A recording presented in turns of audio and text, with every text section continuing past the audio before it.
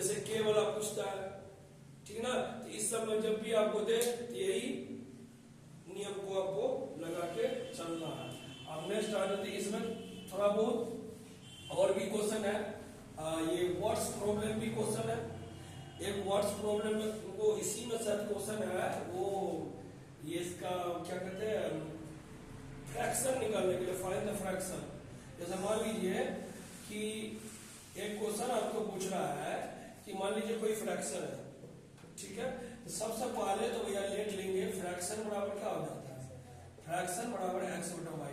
अब कंडीशन दिया रहता है, पहला कंडीशन क्या होता है, यदि मान लीजिए आपको पूछ दिया जाए कि नोमिनेटर में 1 जोड़ने पर, सिर्फ नोमिनेटर में 1 जोड़िए और आपका आ जाता है वो 2/5, यहाँ से इक्वेशन निकल जाता है, क्या हो जाएगा 5x + 5 बराबर क्या हो जाएगा 2y, और 5x - 2y बराबर कितना हो जाएगा 5, ये हो गया 1।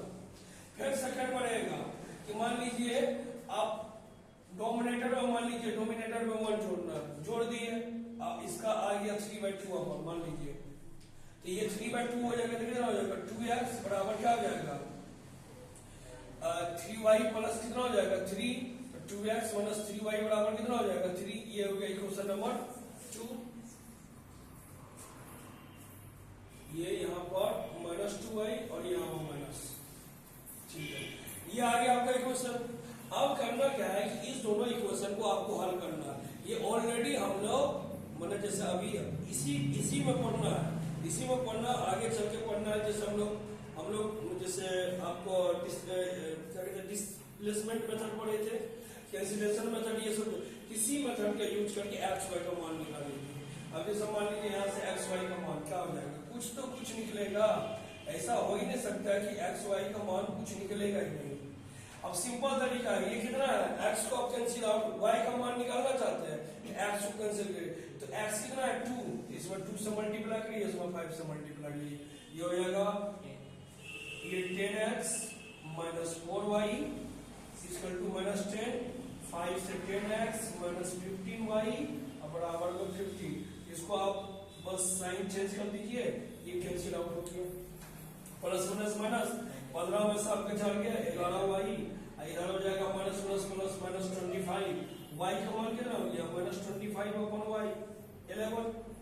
अब ये इसका जो वैल्यू है x में जाके पुट करिए, किसी भी x में जाकर मान लीजिए यही क्वेश्चन आपको इजी लगता है तो लीजिए 2x - 3 - 25/11 बराबर 3, 2x बराबर क्या होगा माइनस प्लस, इधर जाएगा माइनस में आएगा 75/11, ये क्या हो जाएगा 2x बराबर हो जाएगा 11 3 जा 33 और -75 अपॉन, और ये 2 को हटा के इससे मल्टीप्लाई कर दीजिए।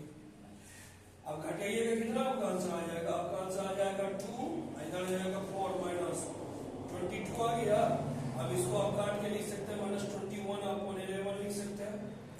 अब x का मान y का मान आ गया, आपने फ्रैक्शन किसको लिया था x/y, तो x/y तो क्या हो जाएगा x/y बराबर क्या हो जाएगा -20/11 अपॉन -25/11, माइनस कैंसिल हो गया आपका। किसी को दिक्कत समझने में ये है, ये आपको शॉर्ट में। अब आ जाते हैं हम लोग इसके दूसरा वीडियो में, हम लोग आ जाते हैं थोड़ा सा सॉल्यूशन पढ़ा जाते हैं। देखो हम लोग अभी तक तो सॉल्यूशन पढ़े हैं, देखो तुम लोग को तो मल्टीप्लिकेशन मेथड आना ही दिया है, सबसे एक ही चीज पर आपको ध्यान देना है, सब्स्टिट्यूशन मेथड। किसी को यहाँ तक अब मान लीजिए कोई भी हमको मैथ देगा, इस पर हम आराम से सॉल्व कर सकते हैं। मान लीजिए हमको 2x - y/3 बराबर 5 दे दिया, एक इक्वेशन अटपटा देगा, हो सकता है अटपटा देगा। कैलकुलेटर में मान लीजिए x/3 + y बराबर आपको 6 दे दिया, बोलेगा find the value of x by the substitution method. Substitution method में करते क्या है, पहले किसी भी एक इक्वेशन से हम किसी एक का वैल्यू पर्टिकुलर वैल्यू निकाल लेते हैं। जैसे मान लीजिए हम यहाँ से x का मान निकाल लेते हैं, यहाँ से x का मान क्या आ जाएगा 5 + y/3, इसको आप ऐसे भी लिख सकते हैं एलसीएम लेकर 15 + y/3। और इस x का मान आ जाएगा 15 प्लस y अपॉन 2 से मल्टीप्लाई होगा 6। ये हो गया आपका x का मान, इसको आप 3 ले सकते हैं। और जब इसी को हम लोग बोलते सब्स्टिट्यूट, आप इसी वैल्यू को सब्स्टिट्यूट करते हैं किसमें, वो इक्वेशन नंबर 2 में। इसीलिए इस मेथड का नाम पड़ा है सब्स्टिट्यूशन। किसी वैल्यू, एक पर्टिकुलर वैल्यू को लेकर और दूसरे किसी इक्वेशन में रखना। अब मान लीजिए आप यहाँ पर हम रख दिए, इस पर x का मान कितना है जी, x अपॉन 3 है, तो 15 प्लस y अपॉन 6 अपॉन 3। अब प्लस में कितना है जी y, अब इसको मल्टीप्लाई करेंगे कितना हो जाएगा 15 प्लस y, ये हो जाएगा 18 प्लस y बराबर कितना हो जाएगा 6। अब यहाँ से एलसीएम लेंगे हम 18, 15 प्लस y प्लस 18y बराबर में क्या हो जाएगा 6।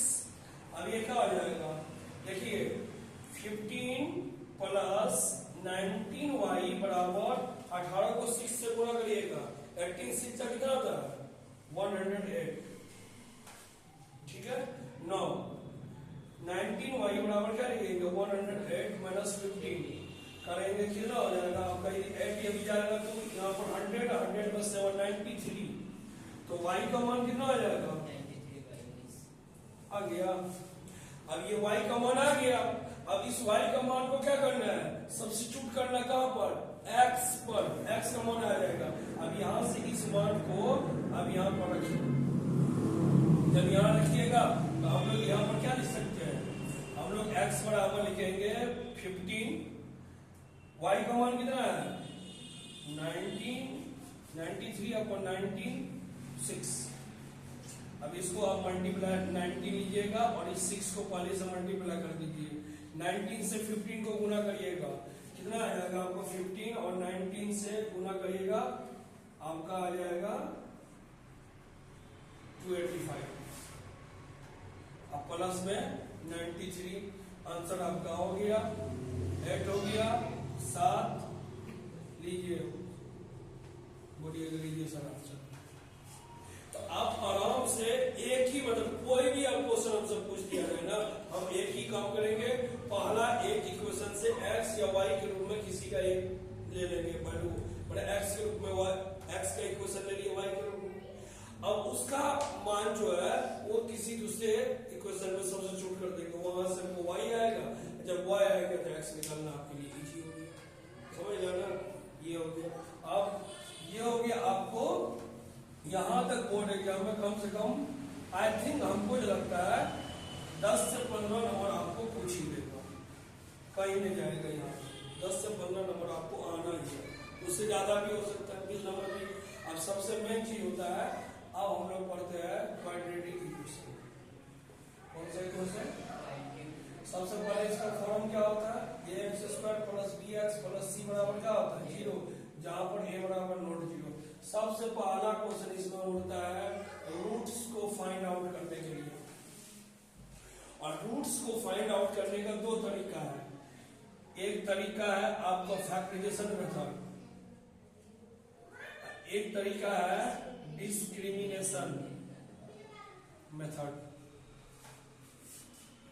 यदि कोई रूट्स मान लीजिए आपको बोल दिया रूट्स निकालने के लिए, आपको ऐसा लगता है कि फैक्टराइजेशन मेथड से निकाल सकते हैं, हाँ बहुत क्वेश्चन में ऐसा भी पूछ देता है कि find the roots by the discrimination method, क्योंकि तुमको पता है कि जैसे हम लोग डी निकालते हैं, डी बराबर क्या होता है b² माइनस 4ac, उसके बाद कोई भी टर्म में x के रूप में minus b plus minus √d upon क्या हो जाता है 2a। तो इसके दो रूट्स आते हैं, एक रूट्स होता है ये है पहला रूट्स, और दूसरा रूट्स क्या है, ये होता है दूसरा रूट्स। दो ही रूट्स होते हैं, दो से ज्यादा रूट्स होते नहीं है। तो आप इस मेथड से आराम से, इससे पहले हम ऑलरेडी चर्चा कर चुके हैं रूट्स, एक तो रूट्स बोलेगा, दूसरा अब आ जाते हैं भैया nature of roots. Nature of roots में क्या होता है, क्या पढ़ते हैं, पहला पढ़ते हैं यदि d ग्रेटर देन 0 है तो आपका रूट्स कैसा होगा, रियल एंड अनइक्वल, क्या हो जाएगा। दूसरा क्या होता है d = 0 है मान लीजिए, तो आपका रूट्स जो होता है रियल एंड इक्वल होता है। और तीसरा जो होता है डी लेस देन जीरो, मान लीजिए डी का मान निगेटिव आया तो आपका जो रूट जो आता है उसका होता है नॉट पॉसिबल।